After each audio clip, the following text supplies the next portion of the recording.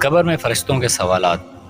حدیث میں آتا ہے کہ نبی اکرم صلی اللہ علیہ وسلم نے ارشاد فرمایا کہ جب بندے کو دفن کیا جاتا ہے، دو فرشتے جن میں سے ایک کا نام منکر اور دوسرے کا نام نکیر ہوگا، اللہ کی طرف سے آتے ہیں۔ ان فرشتوں کی حالت بڑی خطرناک قسم کی ہوتی ہے۔ ان کی شکلیں اور صورتیں آدمی دیکھے تو گھبرا جائے۔ کالے رنگت اور آنکھیں نیلی، کس قدر ڈراؤنی شکل ہوگی۔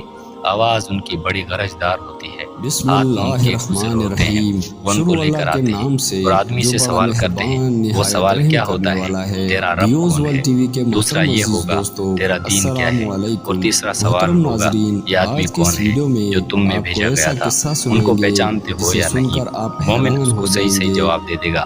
فرشتے کہیں گے کہ ہم جانتے تھے، تو ایسا ہی جواب دے گا۔ پھر آسمان سے ایک منادی آواز دے گا کہ میرے بندے نے سچ کہا، اس کے لیے جنت کا بچھونا لگاؤ اور جنت کا اس کو لباس پہناؤ اور جنت کی جانب دروازہ کھول دو۔ نیز اس کے لیے تا حد نگاہ قبر کو وسیع کر دیا جائے گا۔ جب اس کے لیے یہ سب انتظامات ہوں گے تو وہ آدمی خوش میں کہے گا اور اٹھے گا، میں اپنے گھر والوں کے پاس جا کر ان کی باتوں کو خبر دینا چاہتا ہوں۔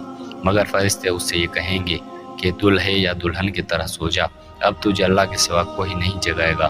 اور اگر وہ مرنے والا کافر یا منافق ہوگا تو جواب میں ہائے ہائے کہے گا اور کہے گا کہ میں کچھ نہیں جانتا۔ لوگ جو کہتے تھے میں بھی وہی الٹی سیدھی کہہ دیا کرتا تھا۔ آسمان سے آواز آئے گی، اس نے جھوٹ کہا ہے، اس کو جہنم کا لباس پہناؤ اور آگ کا بچھونا لگاؤ اور دوزخ کی طرف دروازہ کھول دو۔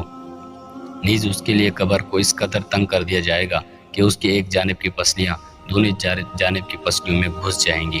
غور کرو قبر کی منزل کس قدر قابل عبرت ہے۔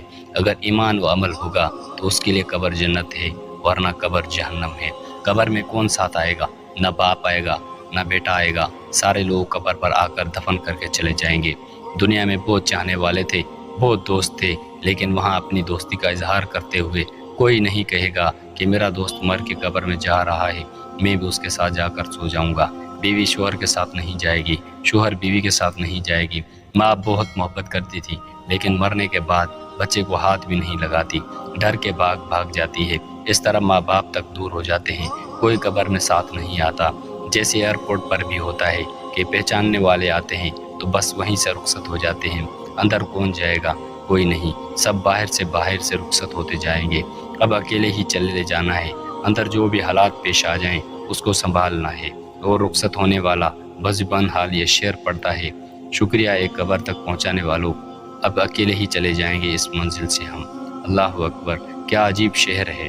قبر میں جانے والا بول رہا ہے، پہچاننے والوں کو جو اٹھا کر لائے ہیں دفن کر چکے ہیں، اب ان سے کہتا ہے کہ اب آگے کسی کے آنے کی کوئی ضرورت نہیں ہے، کسی کو الاؤ نہیں ہے، ہم اکیلے چلے جائیں گے۔ اسی لیے قبر میں جانے کے لیے اپنے آپ کو خود تیار کرنا ہے کہ تنہا مجھے جانا ہے، اس کے لیے ساری تیاریاں ابھی سے کرنی ہے۔